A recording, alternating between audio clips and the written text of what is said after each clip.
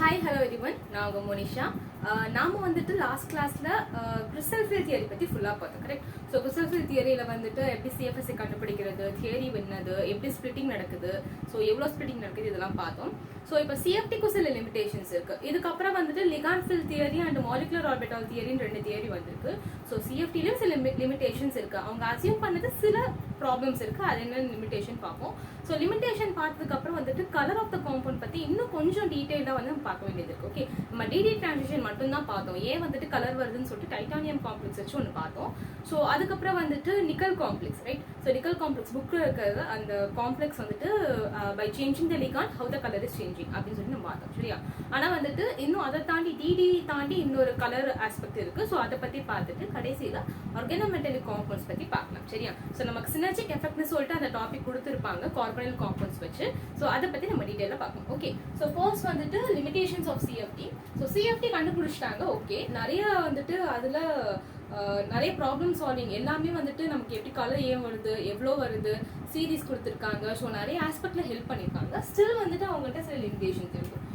If ligands and point charges, நம்ம first consideration பாஸ்டுலேட்ஸ்ல என்ன சொல்லுவாங்க, லிகான் வந்துட்டு point charges, anionic ligand, neutral லிகான்.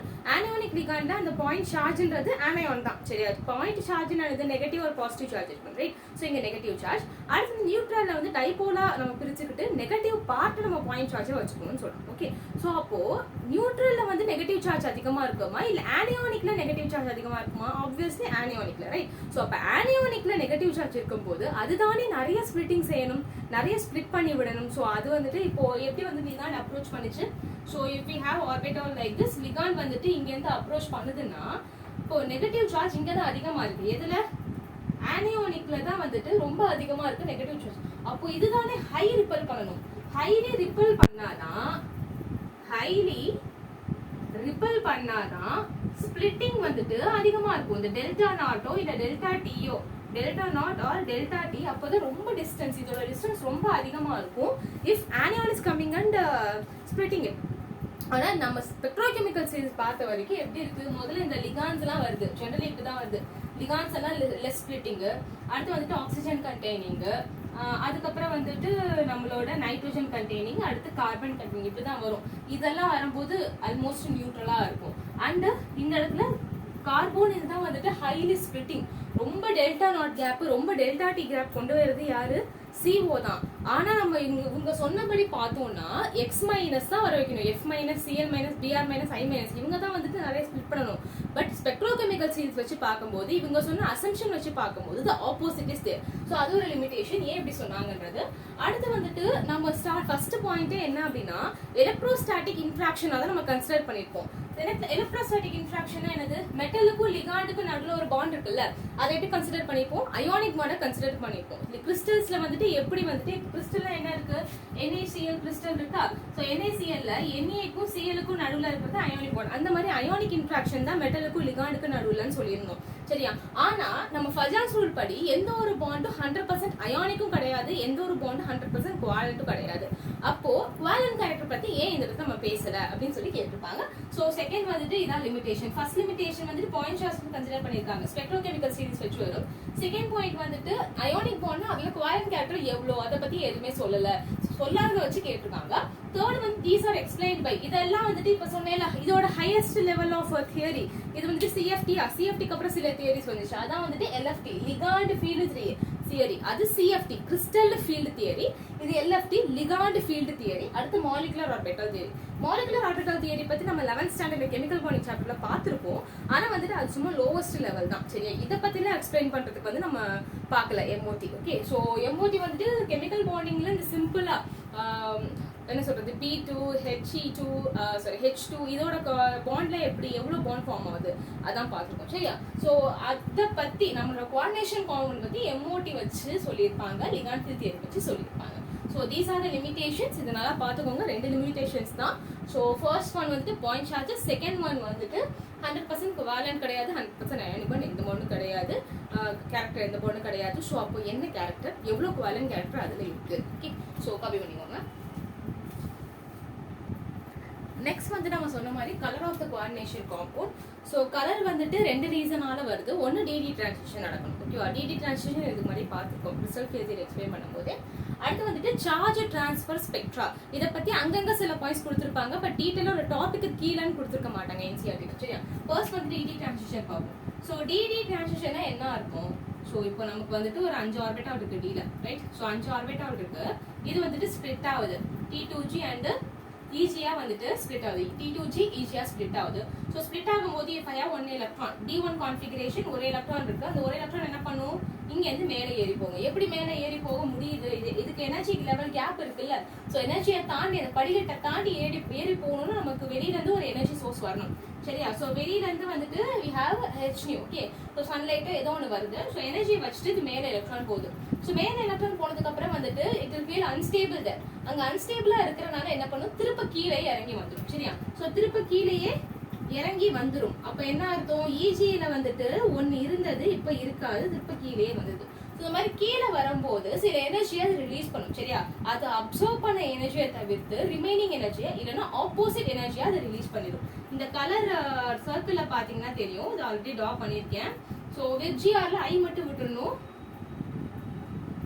With GR, okay, so I மட்டும் விட்டுறணும். ஸோ இந்த காம்ப்ளெக்ஸ் இஸ் எல்லோவா தெரிஞ்சிச்சுன்னா அது வயலட் வாங்கியிருக்கு, இல்ல வயலட்டா தெரிஞ்சிச்சுன்னா அது எல்லோ வாங்கியிருக்கு. எல்லோ வாங்குதுன்னா it will show violet colour, orange வாங்குதுன்னா it will show blue colour. அப்படியே ஆப்போசிட்டா வந்துட்டு எக்ஸிபிட் பண்ணும். ஸோ அப்ப என்ன அர்த்தம்? லோ டெல்டாவை வாங்குனா ஹை டெல்டா அப்படின்னா என்ன அர்த்தம்?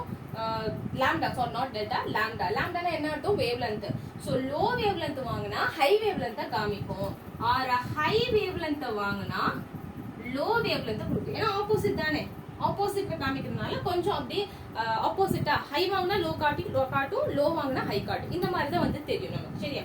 ஸோ அப்போ இதுல வந்துட்டு எது எதுல தெரியும்னு பாத்துக்கோங்க. ஓகே, ஃபர்ஸ்ட் வந்துட்டு D0 இங்க இருந்து வருவோம். ஸோ ஃபர்ஸ்ட் வந்துட்டு D0னா வந்துட்டு எலக்ட்ரானே இருக்காது. அப்ப யார் வந்துட்டு உங்களுக்கு ஷிஃப்ட் பண்ணுவா? எலக்ட்ரானே இருக்காது இல்ல. ஸோ கீழே வந்துட்டு 3 மேல 2, எலக்ட்ரானே இருக்காது, ஒன்றும் பண்ண முடியாது. அடுத்து வந்துட்டு D1 எப்படி இருக்கும்? மேல 2 கீழே 3, 1 இருக்கு. ஸோ மேல போக முடியும். அப்போ டிடி டிரான்சிஷன் பாசிபிள். அடுத்து வந்துட்டு D2 எப்படி இருக்கு? 3, 2.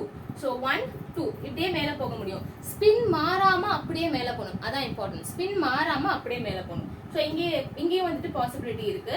அடுத்து D3 எப்படி வருது? 1, 2, 3, 4, 5. ஓகே, 1, 2, 3. ஸோ இது அப்படியே மேல போலாம் ஸ்பின் மாறாம. அடுத்து D4 எப்படி இருக்கு? 1, 2, 3, 4, 5. 1, 2, 3, 4. ஸோ இந்த எலக்ட்ரான் வந்துட்டு இங்க மேல போலாம், பாசிபிலிட்டி இருக்கு. அடுத்து D5 எப்படி இருக்கு? 1, 2, 3, 4, 5. 1, 2, 3, 4, 5. ஸோ இது இங்க மேல போக முடியாது. மேல போகணும்னா வந்துட்டு நம்மளோட ஸ்பின் அப்படியே ஆப்போசிட் பண்ணணும். அப்போ வந்துட்டு இங்க பாசிபிள் கிடையாது. இதெல்லாம் வந்துட்டு பாசிபிள். அடுத்து D6 D7ல பார்ப்போம். காப்பி பண்ணிக்கோங்க. அடுத்து D6 D7ல பார்ப்போம். நெக்ஸ்ட் பாருங்க, D6ல வந்துட்டு இது அப்படியே ஆப்போசிட் ஸ்பின்ல மேல போலாம். சரியா? இப்படி இருக்கு, மேல போனாலும் இந்த மாதிரி தான் வரும், போலாம். இதுவும் மேல போலாம், கரெக்ட். இதுவும் மேல போலாம், ஓகே. இதுவும் மேல போலாம், ஓகே. ஏதாவது ஒரு பாசிபிலிட்டி இருந்தா தான் போதும். ஓகேவா? எல்லாமே மேல போகணும் அவசியம் கிடையாது. If one possibility is there, it is okay. இந்த இடத்துல பாருங்க, D10ல எதுவுமே போக முடியாது, ரைட்? ஸோ எதுவுமே மேல போக முடியாது. ஸோ 3 ஒரு ஆர்பிட்டால 3 எலக்ட்ரான்லாம் பாசிபிளே கிடையாது. ஒரு ஆர்பிட்டால 2 எலக்ட்ரான் தான் இருக்க முடியும். சரியா? ஸோ இப்படி இருக்கிறனால நமக்கு என்ன கான்ஃபிகரேஷன் வந்துச்சு? D5. முதல்ல D0ல எலக்ட்ரான்ஸ் கிடையாது. D5ல ஸ்பின்னை வந்து திருப்பி போடணும். அடுத்து வந்துட்டு D10. ஸோ இந்த மூணுத்துலயுமே வந்துட்டு நம்மளோட டிடி டிரான்சிஷன் மூலமா அதுக்கு கலர் வரல. ஸோ நான் என்ன சொல்றேன்னு பாத்துக்கோங்க, டிடி டிரான்சிஷன் மூலமா கலர் வரல, ஆனா வேற ஒரு விதமா கலர் வருது. இன்னொரு ஆஸ்பெக்ட் வழியா, இன்னொரு தியரி வழியா உங்களுக்கு கலர் வருது. ஸோ அது என்ன நெக்ஸ்ட் பார்ப்போம். சரி, இதெல்லாம் வந்துட்டு டிடி டிரான்சிஷனால வர்றது. ஓகே, ஸோ டிடி டிரான்சிஷனால வர்றது வந்துட்டு மோஸ்ட்லி லைட் கலரா தான் இருக்கும். Always d d transition will show d d transition will show pale or mild colors. ரொம்ப மைல்டா தான் இருக்கும். அப்போ வந்துட்டு வேற என்ன ஆஸ்பெக்ட்ல நமக்கு டார்க் கலர்ஸ் வருது அப்படின்னு பார்ப்போம். ஓகே, காப்பி பண்ணிக்கோங்க இத. நெக்ஸ்ட் வந்துட்டு charge transfer spectra. So d d transition possible இல்லாத இடத்துல சார்ஜ் டிரான்ஸ்ஃபர் ஸ்பெக்ட்ரா நடக்கும். சரியா? ஸோ என்னென்ன டைப் அப்படின்னு பார்த்தோம்னா LMCT, MLCT. இன்னொன்று இருக்கு மெட்டலுக்கு கொடுக்குற மாதிரி ஒரு டைப் இருக்கு, அது நமக்கு வேணும். ஓகே, ஸோ LMCT MLCT இது ரெண்டுமே நம்மள்ட்ட இருக்கு. ஸோ LMCTனா என்னது? LMCT அப்படின்னா ligand to metal charge transfer. ஓகேவா? ஃபர்ஸ்ட் வந்து இது பார்ப்போம். Okay, ligand to metal charge transfer. அப்ப MLCT அப்படின்னா என்னது?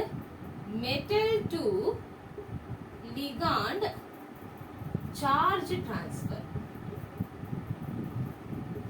சோ இதுக்கு என்ன அர்த்தம்னா, ஃபர்ஸ்ட் எப்பயும் போல லிகாண்ட் வந்து லோன் பேர் எலக்ட்ரானை கொடுத்து மெட்டல்ல வந்து பாண்ட் ஃபார்ம் பண்ணிரும். சரியா? நம்ம CFT படி அயானிக் கேரக்டர்னு சொல்றோம், but it is a coordinate bond. So coordinate bond first form பண்ணிரும். சரியா? சோ அப்ப என்ன அர்த்தம்? மெட்டல் இருக்கா ஆல்ரெடி. சோ மெட்டல்ல வந்துட்டு எம்டி ஆர்பிட்டல்ஸ் பிரசன்ட்டா இருக்கு. இங்க வந்துட்டு லிகாண்ட் வருது. லிகாண்ட லோன் பேர் எலக்ட்ரான்ஸ் இருக்கு. அந்த லோன் பேர் எலக்ட்ரான்ஸை கொடுத்து ஃபர்ஸ்ட் ஒரு சிக்மா பாண்டை இது ஃபார்ம் பண்ணிரும். சோ இதுக்கப்புறம் பாருங்க சிக்மாலாம் சொல்ல ஆரம்பிச்சிரும். சரியா? சோ சிக்மா எப்போ சொல்லுவோம்? அந்த குவாட்ரண்ட் கேரக்டர் வரும்போது தான் சிக்மா சொல்லுவோம். Okay, so sigma bond first form ஆயிரும். Always the first bond formed is sigma bond. ஓகேவா? சோ சிக்மா பாண்ட் ஃபார்ம் பண்ணியாச்சு. இது லிகாண்ட் மெட்டலுக்கு தருது, இது கன்சிடரேஷன் கிடையாது. இதுக்கப்புறம் நெக்ஸ்டா ஒரு பாண்ட் ஃபார்ம் ஆகும். சரியா? அந்த பாண்ட் தான் லிகாண்ட் டு மெட்டல் சார்ஜ் ட்ரான்ஸ்ஃபரா இல்ல மெட்டல் டு லிகாண்ட் சார்ஜ் ட்ரான்ஸ்ஃபரான்றதை டிட்டர்மைன் பண்ணும். சரியா? So அப்போ எப்படி வச்சுக்கலாம்? the second bond formed between one metal ligand pair determines whether it is MLCT or LMCT. சரியா? இதை யாரை பொறுத்து இருக்குன்னா nature of metal nature of ligand வச்சு பொறுத்து இருக்கும். சரியா? அது அடுத்த கேஸா. சோ வந்துட்டு இப்போ செகண்ட் பாண்ட் தான் நாம பார்க்க வேண்டியது. சோ செகண்ட் பாண்ட் என்ன ஆகுதுன்னு பார்ப்போம். சரியா? இப்போ கேஸ் 1ல என்ன ஆகுது அப்படின்னா லிகாண்ட் டு மெட்டல் சார்ஜ் தான் பார்த்துட்டு இருக்கோம். லிகாண்ட்ல இருந்து மெட்டலுக்கு போகுது. அப்ப என்ன அர்த்தம்? Ligand is much more electron rich. அப்ப என்ன அர்த்தம்னா அதுட்ட ஒரே ஒரு லோன் பேர் இல்ல, மோர் தென் ஒன் லோன் பேர் இருக்கு. மோர் தென் ஒன் லோன் பேர் அவைலபிள். அப்ப ஆக்சிஜன் இவங்களெல்லாம் சொல்லலாமா? சோ மோர் தென் ஒன் லோன் பேர் வந்துட்டு அவைலபிளா இருக்கு அதுட்ட. அண்ட் இது வந்துட்டு லிகாண்ட வச்சு அடுத்து மெட்டல் வச்சு எப்படி இருக்கும்னா ஹை ஆக்சிடேஷன் ஸ்டேட் இருக்கணும். சரியா? இப்போ மெட்டல் வந்துட்டு +7 யாருக்கு? மேங்கனீஸ்க்கு. அடுத்து +6 குரோமியம் அயனுக்கு. ஸோ இந்த மாதிரி அதோட மேக்ஸிமம் ஆக்சிடேஷன் ஸ்டேட்ல இருக்கணும். எஸ். ஸோ அப்படி இருந்தா என்ன அர்த்தம்? மெட்டல்ல வந்துட்டு எம்டி ஆர்பிட்டால் இருக்கு. அப்போ நல்லா பாத்துக்கோங்க, இவங்கள்ட்ட எம்டியா இருக்காங்க, வாங்குறதுக்கு ரெடியா இருக்காங்க. இப்போ இது லெவிஸ் ஆசிட், நல்ல ஒரு லெவிஸ் ஆசிட், இது நல்ல ஒரு லெவிஸ் பேஸ். இன்னும் இதுட்ட சில லோன் பேர்ஸ் இருக்கு, அதை வச்சு கொடுக்கலாம். சோ இந்த மாதிரி செகண்ட் பாண்ட் ஃபார்ம் ஆகுது இல்லையா? சோ செகண்ட் பாண்ட் ஃபார்ம் ஆறதா என்னது? LMCTயா இல்ல MLCTயா டிட்டர்மைன் பண்ணும். லிகாண்ட் இருந்து மெட்டலுக்கு போகுதா, அதான் அதனாலதான் என்னது? Ligand to metal charge transfer. அப்ப இது என்னது? Ligand to metal charge transfer LMCT. So இதுக்கு எக்ஸாம்பிள்ஸ் வந்துட்டு very best example is KMNO4. ஓகேவா? So KMNO4, K2Cr2O7, K2Cr O4 இதெல்லாம் K2Cr2O7, K2Cr O4. KMNO4 மட்டும் போட்டு காமிக்கிறேன். சோ மேங்கனீஸ் வந்துட்டு அதோட +7 ஆக்சிடேஷன் ஸ்டேட், மேக்ஸிமம் ஆக்சிடேஷன் ஸ்டேட்ல இருக்கு. மித்த எல்லாம் ஃபில் பண்ணனும், அயானிக்கா ஃபில் பண்ணுங்க. ஓகே, சோ அயானிக்கா ஃபில் பண்ணா இப்படி தான் வரும். இந்த கேவ எடுத்துட்டு அந்த இடத்துல சார்ஜா போட்டுருங்க, அயானை ஃபில் பண்ணிருங்க. சோ இப்போ என்ன ஆகுதுன்னா ரெசனன்ஸ்ல போகுது. நமக்கு நல்லாவே தெரியும் ரெசனன்ஸ்ல உள்ள போயிட்டே இருக்கும்னு சொல்லிட்டு. ரெசனன்ஸ்ல எங்க போகுது? சோ ஃபர்ஸ்ட் வந்துட்டு மெட்டலுக்கு போயிட்டு அதுக்கப்புறம் தான் ஷிஃப்டிங் நடக்குது. So what is happening ultimately? மெட்டலுக்கு வந்துட்டு அந்த எலக்ட்ரான் போகுதா, அதனால என்னது? லிகாண்ட் வந்து மெட்டலுக்கு எலக்ட்ரான் போகுது. அப்ப MLCT this will show a dark purple colour. அதனால தான் வந்துட்டு அந்த பர்பிள் கலர் நமக்கு தெரியுது. அந்த நம்ம லேப்ல வந்துட்டு வால்யூமெட்ரிக் அனாலிசிஸ் பண்ணும்போது பியூரெட்ல எடுத்துப்போம் தெரியுமா, பர்பிள் சொல்யூஷன், அதான் KMNO4. ஸோ இதோட டார்க் கலர் இப்போ சொன்ன ஆரம்பத்தில் DD டிரான்சிஷன்ல வந்துட்டு பேல் கலர் இல்லைன்னா மைல் கலர்ஸ் தான் வரும். ஆனால் இதுல வந்துட்டு டார்க் கலர்ஸ் அப்பியர் ஆகும் because of this electron shift. சரியா? ஸோ அப்போ டார்க் பர்பிள் கலர் நமக்கு ஷோ ஆகுது KMNO4ல. K2Cr2O7ல orange colour so orange colour நமக்கு ஷோ ஆகுது, இந்த ரஸ்னா பவுடர் கலர் வந்துட்டு வருது. ஓகேவா? ஸோ அப்போ இதுல என்ன ஆகுது, குரோமியம் 2 குரோமியம் இருக்கு. ஸோ இதுட்டே வந்துட்டு எலக்ட்ரான் டீலோக்ளைஸ் ஆகிட்டே இருக்கு. சரியா? ஸோ இதுலேயே எலக்ட்ரான் டீலோக்ளைஸ் ஆகிட்டே இருக்கு. ஸோ இதை எப்படி ட்ரா பண்றது, double bond O double bond O double bond O double bond O, மொத்தம் 7 ஆக்சிஜன். 7 ஆக்சிஜனா பாருங்க, 1 2 3 4. கார்பனுக்கு சாரி குரோமியம்க்கு வந்துட்டு எத்தனை பாண்ட் கவுண்ட் பண்ணிட்டு we have to put the bonds. okay, so structure draw பண்ணும்போது எப்பயும் இந்த சிங்கிள் பாண்ட் போட்டுக்கோங்க. போட்டுட்டு வந்துட்டு அதுக்கப்புறம் நம்ம யோசிக்கணும். ஓகேவா? இது முடிஞ்சிருச்சு. O மைனஸ் O மைனஸ் நமக்கு வந்துட்டு K2 இருக்கனால ஓகே ஓகேன்னு இருக்கும். அதை வந்துட்டு O மைனஸ் ஆக்கியாச்சு. இப்போ 6 ஆக்சிஜன் தான் வந்திருக்கு. அப்போ கண்டிப்பாக நடுவில் ஒன்று வந்திருக்கும். ஓகேவா? Peroxo linkage. ஸோ இப்போ என்ன ஆகுது, எலக்ட்ரான் டீலோக்ளைஸ் ஆகுது. அப்போ it is going to the metal. So metal கிட்ட போகும்போது ligand to metal charge transfer. இதான் வந்துட்டு LMCT. ஓகே, K1O4லையும் K2Cr2O7லையும் பார்த்தோம்னா நமக்கு வந்துட்டு D0 கான்ஃபிகரேஷன் தான். D0 கான்ஃபிகரேஷன் இருக்கும்போது DD டிரான்சிஷன் பாசிபிள் கிடையாது. அப்போ எப்படி கலர் வந்துச்சு அப்படின்னு கேட்டாங்கன்னா, இதுல வந்துட்டு சார்ஜ் டிரான்ஸ்ஃபர் ஸ்பெக்ட்ரா நடந்திருக்கு. அதுவும் எஸ்பெஷலி ஆக்சிஜன்ட்ட வந்துட்டு நிறைய லோன் பேர்ஸ் இருக்கு. அண்ட் ஆனியான்ல வந்துட்டு we have electron right. So அந்த எலக்ட்ரானை எடுத்துட்டு போயிட்டு வந்துட்டு மெட்டலுக்கு கொடுக்குது. So ligand metal charge transfer நடக்குதுன்னு சொல்லுவோம். ஓகே, ஸோ நெக்ஸ்ட் வந்துட்டு metal to ligand charge transfer copy பண்ணிக்கோங்க. நெக்ஸ்ட் பார்ப்போம். நெக்ஸ்ட் வந்துட்டு MLCT. ஸோ MLCTனா என்ன அர்த்தம், மெட்டல்ல இருந்து லிகாண்டுக்கு போகுது. மெட்டல் லிகாண்டு யூஸ்வலி வந்துட்டு லோன் பேர் ஃபர்ஸ்ட் கொடுத்துரும். இதெல்லாம் கன்சிடரேஷன் கிடையாது. சிக்மா பாண்ட் ஃபார்ம் பண்ணிடும். நம்மளோட கன்சிடரேஷன் அதுக்கப்புறம் உள்ளதுதான். சரியா? ஸோ மெட்டல்ல இருந்து லிகாண்டுக்கு ஸோ இதுல அப்ப என்ன அர்த்தம், எலக்ட்ரான் இங்க இருக்கு. அப்போ மெட்டல் என்ன அர்த்தம், லோ ஆக்சிடேஷன் ஸ்டேட்ல இருக்கு. இப்போ மேங்கனீஸ்க்கு பிளஸ் வந்தா மேக்ஸிமம்னா மேங்கனீஸ் பிளஸ் 1 பாசிபிள் தான், manganese plus 2 possible oxidation state தானே. அப்ப இது வந்துட்டு மேங்கனீஸோட லோ ஆக்சிடேஷன் ஸ்டேட். அப்ப என்ன அர்த்தம், டி ஆர்பிட்டால்ஸ்ல நிறைய எலக்ட்ரான்ஸ் இருக்குன்னு அர்த்தம். ஸோ அப்ப இங்க என்ன ஆகுதுன்னா, இதுகிட்ட வந்துட்டு பை ஸ்டார் ஆர்பிட்டால்னு ஒண்ணு இருக்கும். சரியா? பை ஸ்டார் ஆர்பிட்டால் அப்படின்னு ஒண்ணு இருக்கும். சரியா? சோ பை ஸ்டார் ஆர்பிட்டால் இல்ல இதுட்டு வந்துட்டு வேற ஏதாவது எம்டி ஆர்பிட்டால்ஸ் இருக்க வாய்ப்பு இருக்கு. சரியா? அப்ப என்ன பண்ணும்னா, இங்க இல்ல இங்க இருக்கு. So automatically this will transfer. So ஏன் இப்படி நடக்குது அப்படின்னா, மெட்டலுக்கும் லிகாண்டுக்கும் இருக்கிற பாண்ட் வந்துட்டு இன்னும் ஸ்ட்ரென்தன் பண்றதுக்காக இந்த விஷயம் நடக்குது. ஓகேவா? why it is happening to strengthen the bond between metal and ligand. சரியா? ஸோ பாண்ட் ஸ்ட்ரென்தன் பண்ணோம்னா வந்துட்டு it will be stable, right? நமக்கு எல்லாமே ஸ்டேபிளா இருக்கணும் தான் வேணும். ஓகேவா? ஸோ அந்த மாதிரி ஸ்டேபிள் ஆயிடும். அப்போ மெட்டலோட ஆர்பிட்டால்ஸ்ல இருந்து டி ஆர்பிட்டால்ஸ்ல இருந்து லிகாண்டோட பை ஸ்டார் ஆர்பிட்டால்ஸ்க்கு எலக்ட்ரான் போகுது. சரியா? இதுல 2 கேட்டகரைசேஷன் வரும். ஒன்னு வந்துட்டு பை அக்செப்டார். ஓகேவா? இது பை அக்செப்டார் இல்லைன்னா வந்துட்டு நான் கிளாசிக்கல் லிகாண்ட் அப்படின்னு சொல்றாங்க. பை அக்செப்டார் இல்லைன்னா நான் கிளாசிக்கல் லிகாண்ட். ரெண்டாவது வந்துட்டு சிக்மா அண்ட் பை 2 கேரக்டரும் உள்ள மாதிரி. ஓகேவா? ஃபர்ஸ்ட் வந்துட்டு பை அக்செப்டர் பார்ப்போம். சரியா? ஸோ ஃபர்ஸ்ட் வந்துட்டு பை அக்செப்டார். ஸோ மெட்டல் இருக்கு நம்மள்ட்ட. அதே வந்துட்டு என்ன ஆகுது, யூஸ்வலி லிகாண்ட் தான் ஃபர்ஸ்ட் எலக்ட்ரான் கொடுக்கும். ஃபர்ஸ்ட் வந்து லிகாண்ட் தான் கொடுப்பாங்க, மெட்டல் கொடுக்க மாட்டாங்க. யூஸ்வலி சிக்மா பாண்ட் ஃபார்ம் ஆயிரும். அதுக்கப்புறம் வந்துட்டு என்ன ஆகுதுன்னா, இந்த லிகாண்ட் வந்துட்டு பை பாண்ட்ல இருக்கு. சரியா? சோ அப்ப என்ன ஆகுதுன்னா, it have some pi star orbitals. இப்ப சொன்னதுதான் பை ஸ்டார் ஆர்பிட்டால் இருக்கும். மெட்டல்கிட்ட வந்துட்டு லோன் பேர் ஆஃப் எலக்ட்ரான் இருக்கும். சோ இது வந்துட்டு இங்க இருந்து இங்க கொடுக்குது. சோ இது வந்துட்டு இங்க இருந்து இங்க கொடுக்குது. வெறுமனே பை வந்துட்டு வாங்குது. சரியா? சோ இந்த மாதிரி வாங்கும் போது என்ன நடக்குது, மெட்டலுக்கும் லிகாண்டுக்கும் நடுவுல இருக்கிற bond strength will get increase. so bond strength வந்து ரெண்டுத்துக்கும் நடுவுல இன்க்ரீஸ் ஆகுது. ஆனா இதுவே இந்த x-க்கும் y-க்கும் நடுவுல பாண்ட் இருக்கு பாத்தீங்களா, x-க்கும் y-க்கும் நடுவுல இருக்கிற பாண்ட் strength வந்துட்டு குறையுது. bond strength is decreasing. என்ன ரீசன் என்ன பாத்தீங்கன்னா, நம்மளோட இந்த பாண்ட் ஃபார்ம் ஆயிடுது. எக்ஸ்ட்ரா பாண்ட் பை ஸ்டார்ல எலக்ட்ரான்ஸ் கொடுக்குது. இப்போ பை ஸ்டார்ல வந்துட்டு எலக்ட்ரான் கொடுத்ததுக்கு அப்புறம் பாண்டரை எப்படி கண்டுபிடிப்பீங்க, MOTல பாண்டர்ல வந்துட்டு number of bonding minus number of antibonding divided by 2 அப்படின்னு போடுவோம் தெரியுமா. இப்போ ஆன்டி பாண்டிங்ல எலக்ட்ரான் ஏற ஏற பாண்டர் குறைஞ்சிட்டே போகும். இப்போ O2க்கு எக்ஸாம்பிள் பாத்தீங்க அப்படின்னா எப்படி இருக்கும், ஸோ O2ல வந்துட்டு கடைசியா p ஆர்பிட்டால 4 எலக்ட்ரான்ஸ் என்டர் ஆகும். 4 எலக்ட்ரான்ஸ் அப்படின்னா மொத்தமா 8 எலக்ட்ரான்ஸ். கீழே 6 ஃபில் ஆயிரும். கீழே வந்து 6 ஃபில் ஆயிரும், மேல 2. அப்போ 6 minus 2 divided by 2 is equal to 4 by 2 is equal to 2 னு வரும். நல்லா தெளிவா இங்க போய் பாருங்க. அடுத்து ஒருவேளை இங்க 3 எலக்ட்ரான்ஸா இருந்திருந்தா O2 மைனஸ் ஆயிடுச்சு. அப்போ 3 எலக்ட்ரான்ஸ் மேல தான் வர முடியும். ஓகே, சோ அப்ப என்ன ஆகும், சோ 6 minus 3 by 2 அப்போ வந்துட்டு 3 by 2 is equal to 1.5. என்ன ஆகுது, பாண்ட் ஆர்டர் குறையுது சரியா. டெசிமல் வேல்யூஸ்ல பாண்ட் ஆர்டர் வந்து நம்ம குறைஞ்சிட்டே போகுது. அப்போ இங்க பாண்ட் எக்ஸ்ட்ரா பை ஸ்டார்ல எலக்ட்ரான்ஸ் வரும்போது அப்போ பாண்ட் ஆர்டர் குறையும். இப்போ என்ன அர்த்தம், இதுக்கு ரெண்டுத்துக்கும் நடுவில் இருக்கிற பாண்ட் ஸ்ட்ரென்த் வந்துட்டு குறைஞ்சிட்டே வருது. பாண்ட் ஸ்ட்ரென்த்தோட ஆர்டர் என்னன்னு பார்த்தோம்னா triple bond is more strength then double bond then single bond. இதான் வந்துட்டு ஆர்டர். ஸோ இந்த மாதிரி ஒரு சிச்சுவேஷன் வந்து நமக்கு அக்கர் ஆகுது. ஓகே, ஸோ இந்த சிச்சுவேஷன் வந்துட்டு அக்கர் ஆகுது. இதான் வந்துட்டு நம்ம மெட்டல் கார்போனிலோட கேஸ். ஓகே, ஸோ இதை பார்த்துக்கோங்க. இதான் வந்துட்டு மெட்டல் கார்போனிலோட கேஸ். Metal carbonyls. ஸோ இதெல்லாம் நம்ம புக்ல வந்து எக்ஸ்பிளைன் பண்ணியிருப்பாங்க. மெட்டல் போட்டிருப்பாங்க.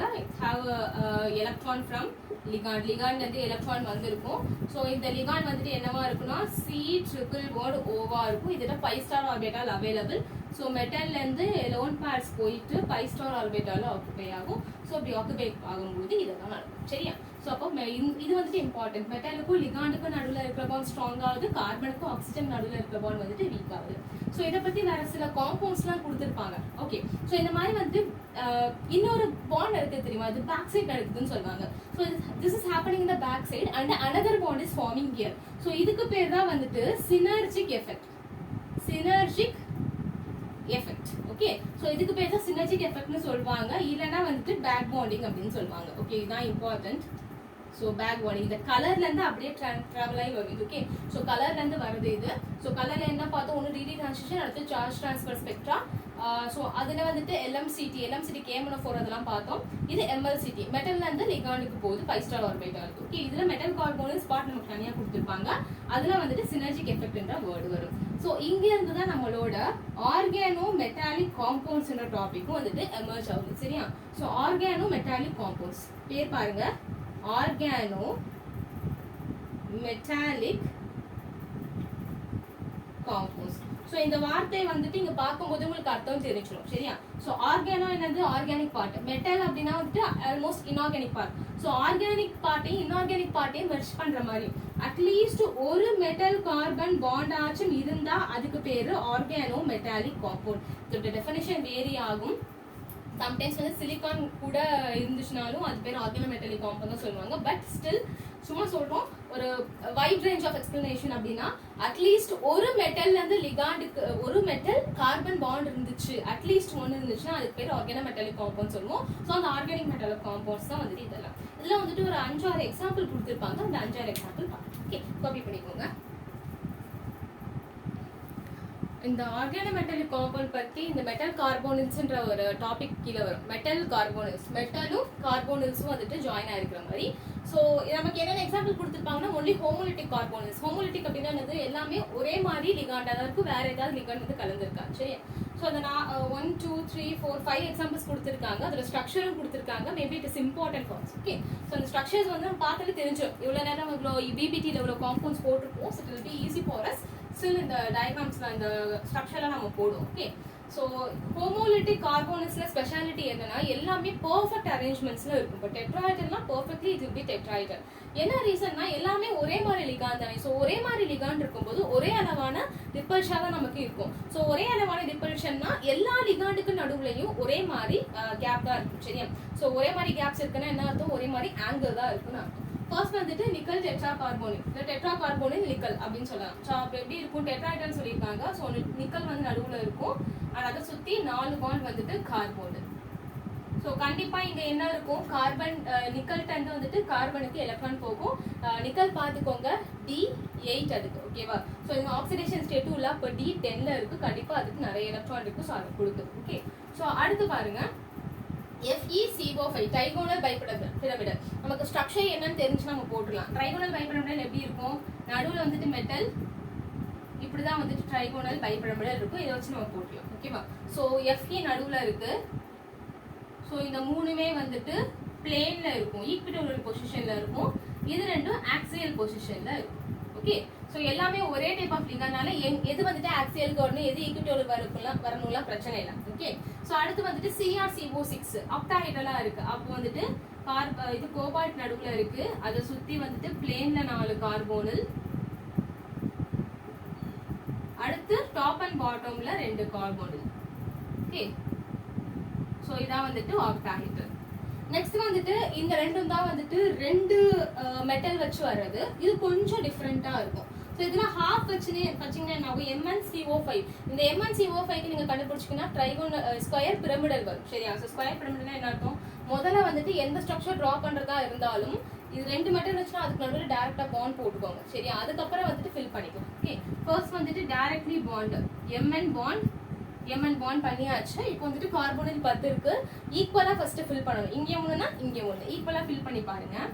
ஸோ கார்போனில் இங்கே ஒண்ணு இங்கே ஒண்ணு, அடுத்து இங்கே ஒண்ணு இங்கே ஒண்ணு, அடுத்து இங்கே ஒண்ணு இங்கே ஒண்ணு, இங்கே ஒண்ணு இங்கே ஒண்ணு, ரிமைனிங் here here 1 2 3 4 5 6 1 2 3 4 5 6 ஆளுக்கு வந்துட்டு 6 பாண்ட் இருக்கு. So it is correct. கொஞ்சம் 6 பாண்ட்ஸ் வந்துட்டு மேங்கனீஸால ஃபார்ம் பண்ண முடியும். அதனால வந்து பிரச்சனை இல்லை. ஸோ இப்படிதான் இருக்கும். இதை நம்ம எக்ஸாக்டா பார்த்தோம்னா இப்படி இருக்கும். ஓகே, சும்மா பார்த்துக்கோங்க.